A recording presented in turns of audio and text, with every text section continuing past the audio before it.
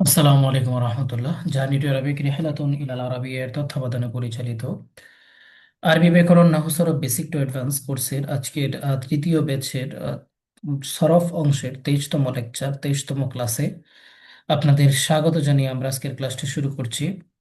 আজকের ক্লাসে আমরা কালিমার জিন্স নিয়ে আলোচনা করব।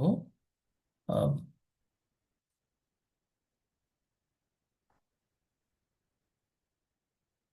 জি, কালিমার জিন্স নিয়ে আলোচনা করার আগে আমরা একটু আপনাদের কাছ থেকে গত ক্লাসের হোমওয়ার্ক যারা দিয়েছেন তারা তো আলহামদুলিল্লাহ দিয়েছেন, যারা দেন নাই তাদের কাছ থেকে একটু জানতে চাইবো। দেন নাই হচ্ছে ক্লাসে আছেন জালাল হোসাইন চৌধুরী ভাই। আপনি গত ক্লাসের হোমওয়ার্কটা দেন নাই। মাহাদি আপনিও দেন নাই। রিয়াজুল ইসলাম আপনিও সম্ভবত দেন নাই। আপনারা আমার কথা শুনতে পাচ্ছেন? সালাম আলাইকুম, আসসালামু জি আলাইকুম ওস্তাদ। ভাই। ওয়ালাইকুম আসসালাম। জি, ভাই, কালকে 2 দিন ব্যস্ত ছিলাম, প্রথম দিন ক্লাস করতে পারি নাই। আজকে সন্ধ্যায় আমি ক্লাসটা করছি, অল্প একটু করছিলাম, এই জন্য দেয়নি। আচ্ছা। 10টা মতো আর কি শেষ করছিলাম। জি, জালাল সাহেবের কি খবর? আপনিও দেন নাই? সালাম আলাইকুম, জি ওস্তাদ। আমি কর্মস্থল থেকে একটু বাড়িতে গেছিলাম, তো যার কারণে আপ ডাউন এবং ওখানে যাওয়া সব মিলিয়ে সময় হয় নাই। আচ্ছা আচ্ছা। আচ্ছা ঠিক আছে, তো এগুলো হচ্ছে একটু ভাবগুলা কি সবাই মুখস্থ করছেন? সবাই একটু বলবেন ভাবগুলা কি মুখস্থ হয়েছে জি আলামত সহ? আচ্ছা আমাকে একটু বলেন তো দেখি। আমাদের যে 16টা ভাব পড়ছি, 16টা ভাবের মধ্যে আহ প্রথম 5টা ভাবের নাম বলেন।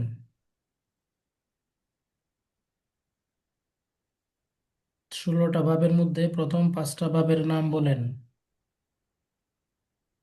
শুধু নাম বলবো। হ্যাঁ হ্যাঁ, শুধু নাম।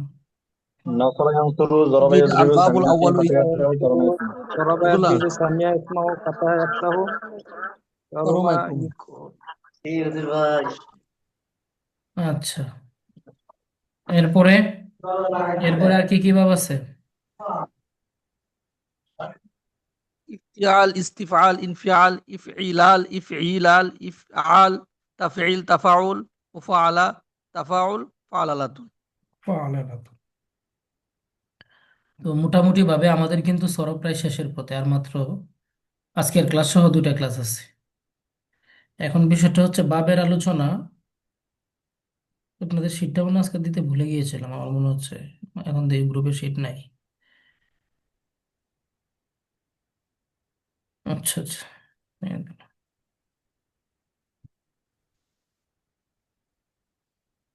তো এখন আপনাদেরকে ওই ইয়াগুলো পড়তে হবে, বাবের আলামত সহ প্রত্যেকটা বাব টুটস্থ থাকতে হবে, মুখস্থ থাকতে হবে, কোনো রকম কোনো ব্যাত রাখা যাবে না, অস্পষ্টতা সেখানে রাখা যাবে না আর কি। ঠিক আছে। আর একটা বিষয় হচ্ছে এই বাবের মেইন যে মাজদার, বাবে ইস্তেফাল এর মেইন মাজদারটা কি একটু বলবেন? বাবে কি? ইস্তেফাল এর মেইন মাজদার কি? আল ইস্তিফআলু, আল ইস্তিনসারু। ইস্তিনসার। ইস্তিনসর। আচ্ছা, বাবে ইস্তিনসার, ইনফিয়াল এর সরফে সাকিরটা কি? বাবে ইনফিয়াল। ইনফালের ইন ফাতরা ইয়ানফাতিরু, আল ইনফিতর। ইনফাতার ইয়ানফাতির তরা ইনফিতারান ফাহুয়া। ইয়ানফাতিরু তারা ইনফিতার। ইয়ানফাতুর ইনফিতারান মুনফাতার হুয়া ফাহুয়া মুনফাতির। মুনফাতিরুন, আল আমরু মিনহু আল-আমরু মিন মুনফাতির ওয়ান নাহয়ু আনহু লা ওয়ান্না তানফাতির। ইউনাল্লাহ তানফাতিরু। ইনফাতির আন-নাহয়ু আন তানফাতির।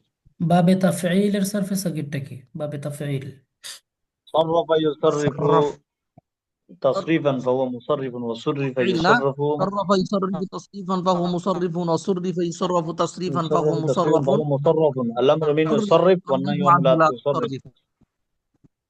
আচ্ছা ঠিক আছে, তাহলে তাসরিফান ফাহুয়া মুসাররিফ। মুসাররিফুন। তো মোটামুটি বেশ কয়েকজন আলহামদুলিল্লাহ তাসরিফান পারছেন, ফাহুয়া আবার অনেকের আওয়াজ আমি মুসাররিফ। পাচ্ছি না। হ্যাঁ, আপনাদের সবাইকে তো পারতে হবে তাই না?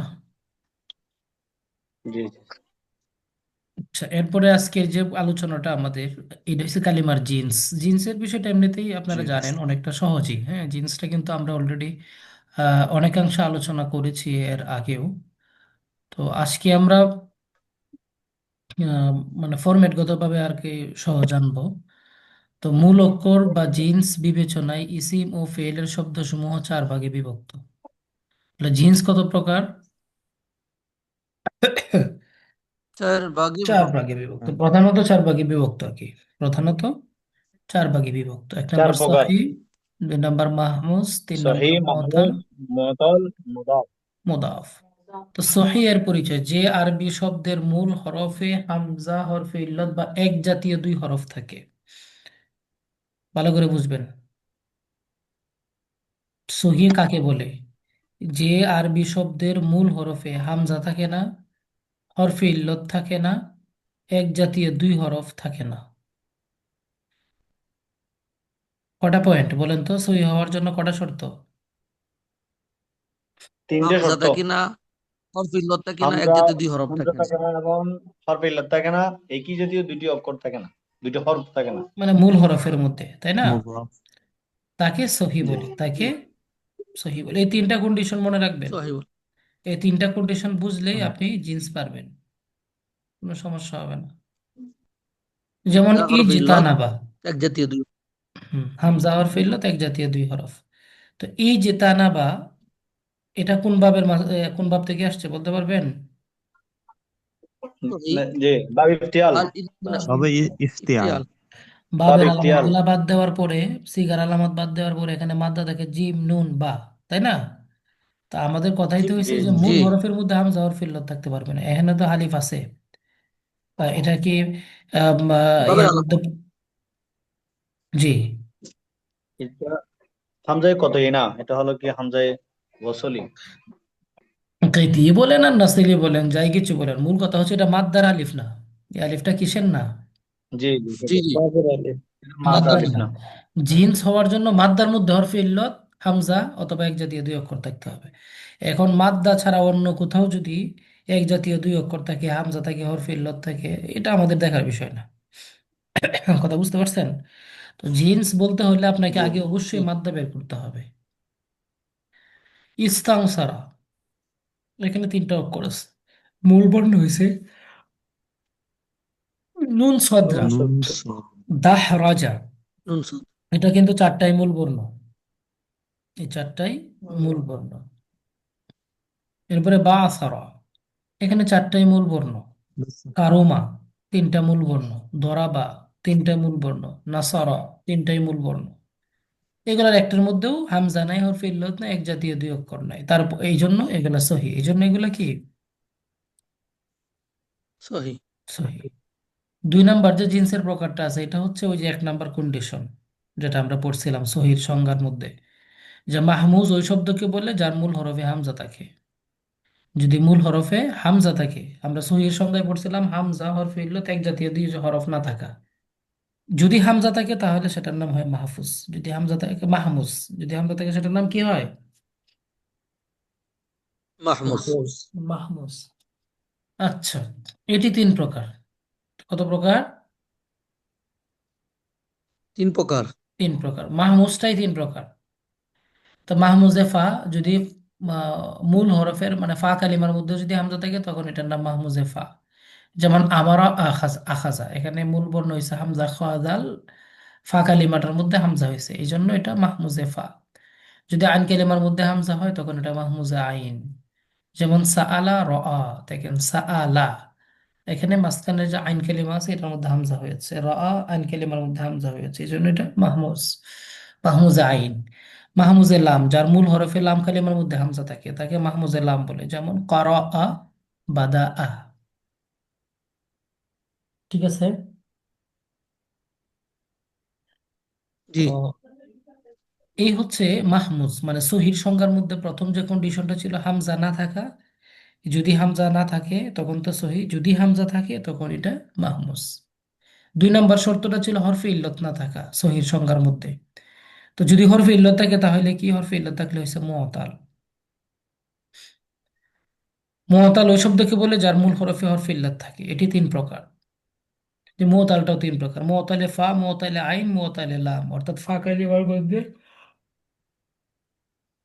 হরফে ইল্লত থাকলে মুতালে ফা, আইন কালিমার মধ্যে হরফে ইল্লত থাকলে মুতালে আইন, লাম কালিমার মধ্যে হরফে ইল্লত থাকলে মুতালে লাম। তো যার মূল হরফে ফা কালিমার মধ্যে হরফে ইল্লত থাকে তাকে মুতালে ফা বলে। এর অপর নাম হচ্ছে মিসাল, মানে মুতালে ফাটাকে মিসালও বলা হয়। এই যেমন ওয়াদা, ইয়াসারা, এই যে আমরা পড়লাম ওয়াদা ইয়াসারা, দেখেন ফা কালিমার মধ্যে হরফে ইল্লত ওয়াও আছে, এখানে ইয়া আছে। তো এটার নাম হচ্ছে মুতালে ফা। এটার আরো একটা নাম আছে, হুম, ডাবল নাম, এটা হচ্ছে মিসাল। হুম, মিসাল। তো এখানে যে তুষার লুনাটা আসছে, এটা সম্ভবত ভুলবশত আসছে, কারণ এটা তো ফা কালিমা হরফে ইল্লত না, হ্যাঁ, এটা হচ্ছে লাম কালিমা হরফে ইল্লত। মুতালা আইন, যার মূল হরফের আইন কালিমার মধ্যে হরফে ইল্লত থাকে তাকে মুতালা আইন বলে। এর অপর নাম আজওয়াফে, আজওয়াফ। মুতালা আইন, আইন কালিমার মধ্যে হরফে ইল্লত হলে তখন তাকে মুতালা আইন বলে। এই মুতালা আইনের অপর নাম হচ্ছে আজব। আজওয়াফ। ঠিক আছে। কলা, বা, দেখেন। আর মুতালে লাম যেটা, মুতালে লামটা হচ্ছে যদি লাম কালিমার মধ্যে হরফে ইল্লত হয় তখন তাকে মুতালে লাম বলে। এর অপর নাম হচ্ছে নাকেস। তাহলে মুতালে ফা, ফা কালিমার মধ্যে হরফে ইল্লত, অপর নাম মিসাল। মুতালে আইন, আইন কালিমার মধ্যে হরফে ইল্লত, অপর নাম আজওয়াফ।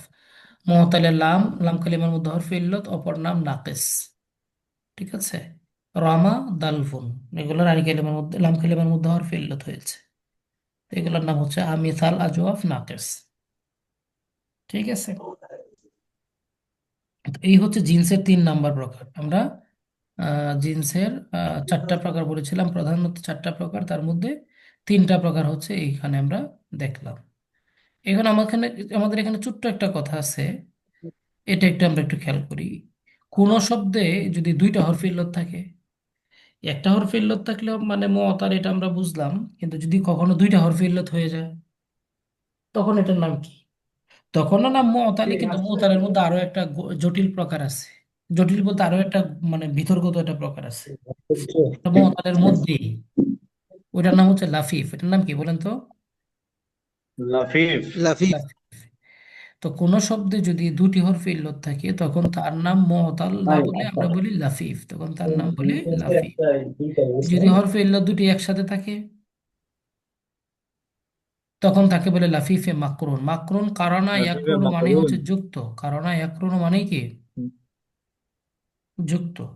তো লাফিফে মাকরুন বলতে এই যে দেখেন তওয়া, কাওয়া, হরফে ইল্লত 2টা একসাথে আসছে, মিলানো, কর্ণ। মিলানো। অর্থাৎ তোয়া হচ্ছে ফা কালিমা, ওয়াও হচ্ছে আইন কালিমা, ইয়া হচ্ছে লাম কালিমা। তো ফা কালিমা, আইন কালিমা, লাম কালিমা, এখন আইন কালিমা লাম কালিমা 2টা হরফে ইল্লত হয়ে গেছে, তার মানে 2টা একসাথে আসছে, মাঝখানে আর কোনো অক্ষর নাই।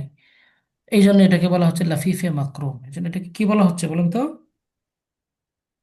লাফিফে লাফিফে মাকরুন। মাকরুন। লাফিফে মাকরুন।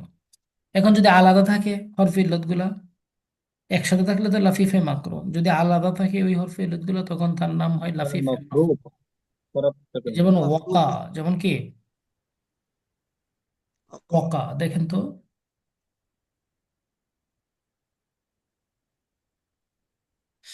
আচ্ছা, তো এই যে ওয়াকা আমরা বললাম ওয়াও কাফ ইয়া, তো এই ওয়াও কাফ ইয়া দেখেন, ওয়াও হচ্ছে ফা কালিমা, কফ হচ্ছে আইন কালিমা, ইয়া হচ্ছে লাম কালিমা। ওয়াও হরফে ইল্লত, ইয়াও হরফে ইল্লত। হ্যাঁ, 2টা হরফে ইল্লত আসছে, মাঝখানে আইন কালিমাটা হয়ে গেছে হরফে সহি কফ, তার মানে 2টা হরফে ইল্লত আলাদা আসছে। এই জন্য এটার নাম হচ্ছে লাফিফে মাফরুক। ফারাকা ইয়াফরুকু মানে পৃথক হওয়া, আল ফারকু। এই জন্য উমর ফারুক রাদিয়াল্লাহু তাআলা আনহু, যেহেতু উমর রাদিয়াল্লাহু তাআলা আনহু সত্য মিথ্যার মধ্যে পার্থক্য করতেন, ওনাকে ফারুক উপাধি দেওয়া হয়েছিল, মানে পার্থক্য। ওখান থেকে এই ফারুক থেকে ফারাকা ইয়াফরুক, সেখান থেকেই মাফরুক, মানে হচ্ছে 2টা হরফে ইল্লত আলাদা, পার্থক্য করে বিভিন্ন ভিন্নভাবে আসে, ওটাকে বলা হচ্ছে লাফিফে মাফরুক।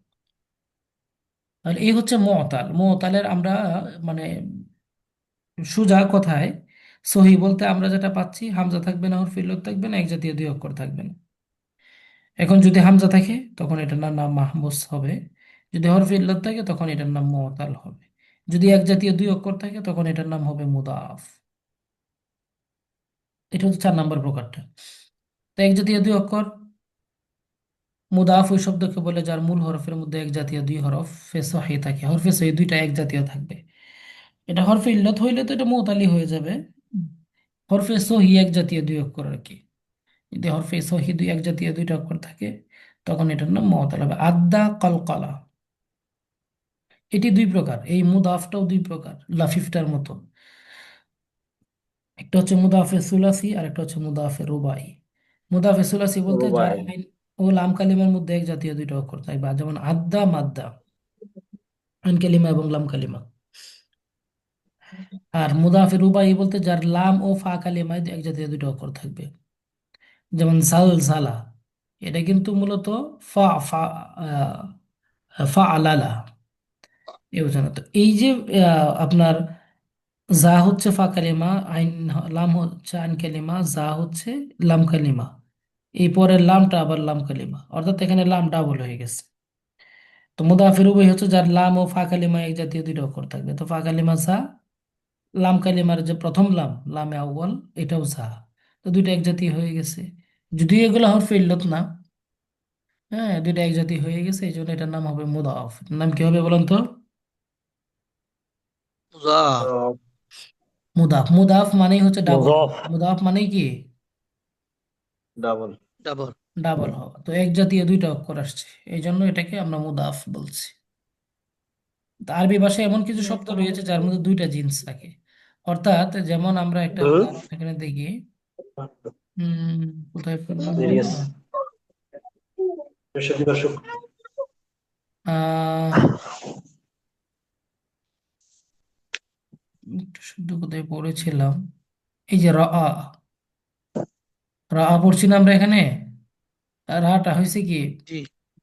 হরফে সহি, হামজাটা হচ্ছে মাহমুজ, ইয়াটা হচ্ছে মুঅতাল। তো হামজা ইয়া মাহমুজ আর মুঅতাল দুইটা একসাথে হয়ে গেছে। তো এরকম যদি কখনো দুইটা শব্দ এক জাতীয় ফেললো তো একই জায়গায় পাওয়া যায়, তখন সেটাকে আমরা বলি জিনসে মুরাক্কাব। মুতাল সহি মুদাফ সোলাম এগুলা হাবি জাবি কোনো কিছু বলার দরকার নাই, এক জাতীয় একটা শব্দের মধ্যে যদি দুইটা জিন্স হয়ে যায় তখন আমরা এটাকে বলে দেবো জিনসে মুরাক্কাব। কথা বুঝছেন? তো এই হচ্ছে আমাদের মোটামুটি আহ জিন্সের প্রকার, জিন্সের প্রকার। তো সহি মাহমুস মুতাল মুদাফ এটা মুখস্থ রাখতে হবে, খুব শর্ট আলোচনা, ভুলে যাওয়ার মতো কোনো কিছু নাই, এটা মুখস্থ রাখা একটু সহজ, একেবারেই সহজ। হুম। তো এরপরে মুতালের নিয়মাবলী আমরা আপনাদেরকে বলেছিলাম যে তালিলের জন্য আপনাদের একটা ক্লাস আমি রাখবো। সেই তালিলের যে ক্লাসটা আমরা, এই ক্লাসটাতেই মূলত আমরা আংশিক একটু বলে দিব, পরের ক্লাসে হচ্ছে মেইন আলোচনা হবে তালিলের।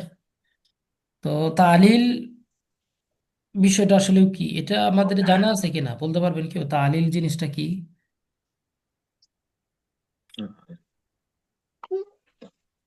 তালিল রূপান্তর কি স্যার? এটা আসলে উম, অনেকটা সন্ধির মতো, মানে রূপান্তর করা, বাংলাতে সন্ধির মতো। তালিল রূপান্তর করা, তাই বললেন? আচ্ছা, তালিলের আপনার আহ, ইয়াটা বলেন, মানে এই সংজ্ঞা না বলে তালিল দ্বারা, মানে তালিলটা কেন করা হয় এটা একটু বলেন। সহজের জন্য, সহজের জন্য। সহজের জন্য, পড়া সহজ করে। তাহলিল করা হয় পড়ার সহজ করাতে, শ্রোণা শ্রবণ ও পঠন, এই দুইটার সহজ করার জন্য তাহলিল সাধারণত করা হয়। তাহলিলটা কিন্তু, আপনারা কি কথা বুঝতে পারতেছেন? জি জি। জি। তাহলিলটা কিন্তু আমাদের এখানে আহ, মানে যেটা করণীয় আর কি তাহলিলের ক্ষেত্রে, সেটা হচ্ছে যে এটা মানে বর্ণনার যে পদ্ধতিটা বা তালিল বোঝার যে পদ্ধতিটা, পলিসিটা, এটা একটু আমাদের বুঝতে হবে আর কি। আমরা যে জিন্সের প্রকার পড়লাম না, তো চারটা, ওই চারটা প্রকারকে ফাউন্ডেশন ধরে বা বেসিক ধরে কাজের প্রকারগুলো আলোচনা করা হয়ে থাকে সাধারণত, বোঝার মানে সহজ আর করণার্থে আর কি। আচ্ছা, এখানে একটা জিনিস দেখেন, মাহমুজের ক্ষেত্রে বেশ কিছু নিয়ম আছে। তার মধ্যে এক নম্বর নিয়মটা হচ্ছে যে ইসিম অথবা ফেলের মধ্যে যদি সুকুন সুকুন বিশিষ্ট হামজা পাওয়া যায়। সুকুন মানে কি বলেন তো? সাকিন, সাকিন, জজম। জসম। জসম বিশিষ্ট যদি হামজা পাওয়া যায়, তাহলে উক্ত হামজাকে তার ডান পার্শ্বে হরকতের অনুকূল হরফে ইল্লত দ্বারা পরিবর্তন করতে হয়। এই হামজাটাকে তার ডান পাশে যে হরকত থাকে, ওই হরকতের অনুকূলে একটা হরফে ইল্লত দ্বারা পরিবর্তন করতে হয়। এটা কি বুঝছেন আমাকে একটু বলেন তো দেখি। এই যে নিয়মটা বললাম, এটা কি বুঝছেন? যেমন ধরেন সাকিনের পূর্বে যদি আলিফ থাকে আর জবর থাকে তাহলে আলিফ দ্বারা পরিবর্তন করতে হবে এরকম। পেশ থাকলে ওয়াও, জেদ থাকলে ইয়া। হামজা এটা সাকিনের বুঝছি আমি। পূর্বে, হামজা সাকিনের পূর্বে জবর থাকলে আলিফ, জের থাকলে ইয়া, আর পেশ থাকলে ইয়া, ওয়াও, ওই হামজাটাকে ওয়াও। পরিবর্তন করতে হবে। উদাহরণটা দেখেন, জি। রাসুন, আমরা পড়ি রাসুন মানে মাথা, রাসুন মানে কি? মাথা। মাথা। তো মাত এটা মূলত ছিল রাসুন, মূলত কি ছিল? রাসুন। তো হামজা রাসুন। সাকিন, তার পূর্বের অক্ষরে জবর, নিয়ম অনুযায়ী ওই হামজাকে আলিফ দ্বারা পরিবর্তন করা হয়েছে, রাসুন হয়ে গেছে, রাসুন। জীবন মানে হচ্ছে ইয়া, বাঘ। এটার মূলটা ছিল জিবুন, দেখেন হামজা। তো সুকুন বিশিষ্ট হামজা আহ ধন এর পূর্বে কাসরা হয়েছে। তো নিয়ম মোতাবেক উক্ত হামজাকে কাসরা এর অনুকূলে ইয়া দ্বারা পরিবর্তন করা হয়েছে, জিবুন হয়ে গেছে। মানে যেটা মূল নিয়ম কথা আর কি। ঠিক আছে। দুই নম্বর নিয়মটা হচ্ছে, কোন শব্দে যদি হরকত বিশিষ্ট হামজা পাওয়া যায়, ভালো করে বুঝবেন তারিল কিন্তু, কোনো একটা শব্দে হরকত বিশিষ্ট যদি হামজা পাওয়া যায়, এর পূর্বে ওয়াও বা ইয়া সাকিন অতিরিক্ত থাকে, অথবা তাসগীর এর ইয়া থাকে, তাহলে উক্ত হামজাটির তার পূর্বের হরফের অনুরূপ হরফ দ্বারা পরিবর্তন করতে হয়। ভালো করে বুঝবেন, কোন শব্দে হরকত বিশিষ্ট হামজা আছে, আগেটা তো সাকিন, এটা বলতেছে যে হরকত বিশিষ্ট হামজা। হরকত মানে কি?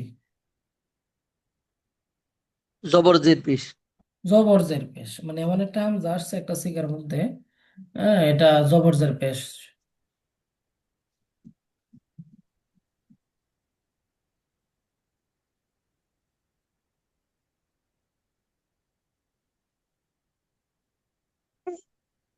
হুম। হুম। মানে হামজার মধ্যে জবরজের পেশ আছে, হামজার মধ্যে জবরজের পেশ আছে। তো হামজা এর পূর্বে ওয়াও অথবা ইয়া সাকিন অতিরিক্ত থাকে, হ্যাঁ, আর হামজাটার পূর্বে ওয়াও অথবা ইয়া সাকিন আছে, এরকম যদি হয়, অথবা ইয়া এর তাসগীর, এমন যদি হয়, তাহলে হামজা উক্ত উক্ত হামজাটিকে তার পূর্ববর্তী হরফের অনুরূপ হরফ দ্বারা পরিবর্তন করতে হয়। এটা, এবং পরিবর্তন করার পরে ইদগাম করতে হয়। এটা শর্টলি ওই দিন যে আলোচনাটা হয়েছে, আগে আপনারা বলেন এটা বুঝছেন কিনা, এই জিনিসটা কি বুঝছেন?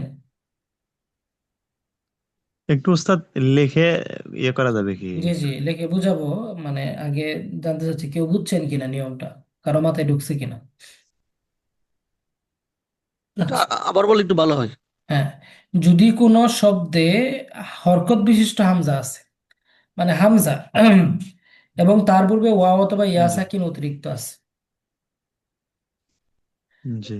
আহ, অথবা তাসগীরের ইয়া, এটা আপনি বাদ দেননি কথাটা, তাসগীরের ইয়া যদি থাকে, অর্থাৎ মূল কথা হচ্ছে তার পূর্বে একটা ইয়া অথবা ওয়াও সাকিন আছে, এমন একটা হামজা যার মধ্যে জবর, তার মধ্যে আবার জবরজের পেশ আছে, এরকম যদি ঘটনাটা কোথাও ঘটে, তখন উক্ত হামজাটিকে তার পূর্ববর্তী হরফের অনুরূপ হরফ দ্বারা পরিবর্তন করা হয়।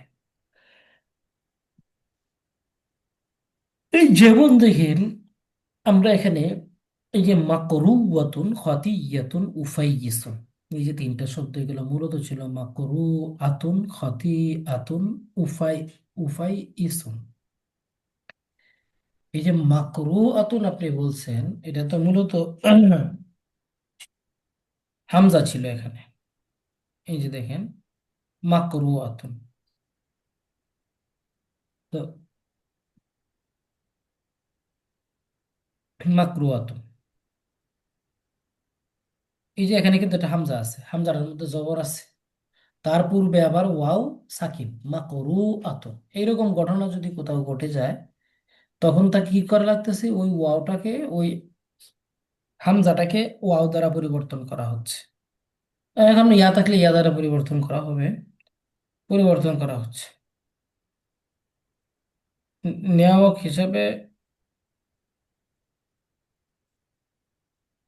আচ্ছা, তো এই যে মাকরু আতুন, কোনটা বলছিলাম, এটা, হ্যাঁ এটা। তো মাকরু আতুন, এই যে হামজা, তার পূর্বে ওয়াও সাকিন। এখন আমাদের নিয়মে বলে, যদি এরকম জবরজের পেশ বিশিষ্ট হামজা থাকে আর তার পূর্ববর্তী হরফে ওয়াও অথবা ইয়া সাকিন থাকে, তখন ওই হামজাটাকে পূর্বে যদি ওয়াও থাকে তখন ওয়াও দ্বারা পরিবর্তন করা হবে, ইয়া থাকলে ইয়া দ্বারা পরিবর্তন করা হবে। এবং ওয়াও অথবা ইয়াকে, একটাকে আরেকটার মধ্যে ইদগাম করে দিতে হবে। ঠিক আছে, এখানে একটা কথা একটু দেখেন, মাকরু আতুন, এই একটা শব্দ, এটা আপনারা বুঝছেন। তো যখন আমি দেখলাম যে এই হামজার মধ্যে জবর আছে, তার আগের অক্ষর ওয়াও সাকিন, তখন এই হামজাকে আমি ওয়াও দ্বারা পরিবর্তন করে দিলাম। তখন কি হয়ে গেল, মাকরু ওয়াতুন, কি হয়ে গেল বলেন তো? মাকরু ওয়াতুন। মাকরু ওয়াতুন, মাকরু, প্রথমটা তো সাকিন, পরেরটা জবর, কারণ মাকরু ওয়াতুন, এটা হয়েছে। তো এখন দুইটা ওয়াও একসাথে হয়ে গেছে, ওই জন্য একটা ওয়াওকে আর একটা ওয়াও এর মধ্যে ইদগাম করে দিতে হয়। এরকম যে কোনো, শুধু হরফে ইল্লত না, যে কোনো হরফের ক্ষেত্রে এরকমটা হতে পারে। এই হচ্ছে বিষয়। তো মাকরু ওয়াতুন থেকে মাকরু ওয়াতুন হয়েছে, এই যে যেটা আমরা এখন বলছি মাকরু ওয়াতুন। এরকম খাতি আতুন, খাতি আতুন মূলত খাতি আতুন ছিল, এখন খাতিয়া খাতি আতুন হয়ে গেছে। উফাই ইসুন মূলত উফাই ইসুন, এটা মূলত উফাই ইসুন ছিল, ওইদিকে তাদের সুবিধা। জি, ওখান থেকেই মানে পড়ার সুবিধার্থে, উচ্চারণের সুবিধার্থে ওই হামজাকে ইয়া দ্বারা পরিবর্তন করা হয়েছে, উফাই ইসুন হয়ে গেছে। আমার কথা কি বুঝতে পারছেন? জি। আচ্ছা, নিয়ম নাম্বার 3, কোনো কোনো শব্দে যদি দুটি হামজা পাশাপাশি পাওয়া যায়, তোর মধ্যে প্রথমটি হরকত বিশিষ্ট আর দ্বিতীয়টি সাকিন, তাহলে দ্বিতীয় দ্বারা পরিবর্তন করা উচিত। মানে দ্বিতীয়টিকে, এখানে একটু কথা মিসিং হয়েছে, দ্বিতীয়টিকে প্রথমটির দ্বারা, মানে প্রথমটির হরকত অনুযায়ী পরিবর্তন করা উচিত। তো হামজা পাশাপাশি আসবে, দুইটা দেখেন, কন্ডিশনটা দেখেন, প্রথমে হচ্ছে হামজা, দুইটা হামজা পাশাপাশি আসবে, একটা জবরজের পেশ আছে আর একটার মধ্যে জবরজের পেশ নাই, সাকিন আছে। তখন মানে চলার সিস্টেমটা কি বা কাজটা কি? তাহলে দ্বিতীয় যে হামজাটা আছে, ওই দ্বিতীয় হামজার মধ্যে তো একটা হরকত আছে, সরি, প্রথম যে হামজাটা আছে দ্বিতীয়টা তো সাকিন নই, প্রথম হামজাটার মধ্যে তো একটা হরকত আছে, জবর তাক অথবা জের তাক অথবা পেশ তাক, যাই কিছু থাকে, কিছু তো থাকবে। তখন ওই প্রথমটার হরকত অনুযায়ী দ্বিতীয়টার হামজাকে পরিবর্তন করে দিতে হয়।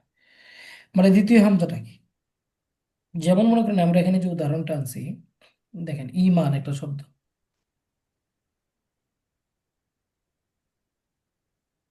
ইমান একটা শব্দ, এটা কিন্তু মূলত ইমান ছিল না, এটা মূলত ছিল ইমান। এটা মূলত কি ছিল বলেন তো?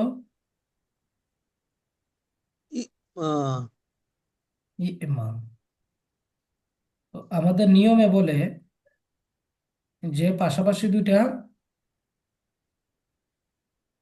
কি আসছে, আহ হামজা আসছে, এখন তার মধ্যে প্রথমটা হরকত বিশিষ্ট। এখানে আমরা দেখতে পাচ্ছি যে দুইটা হামজা আছে, একটা হামজা, দুইটা হামজা, প্রথম হামজাটা হরকত আছে, আর দ্বিতীয়টার মধ্যে সাকিন। এরকম ঘটনা ঘটে গেছে, এই যে যেমন এমন এখানে যেমন ঘটনা ঘটছে।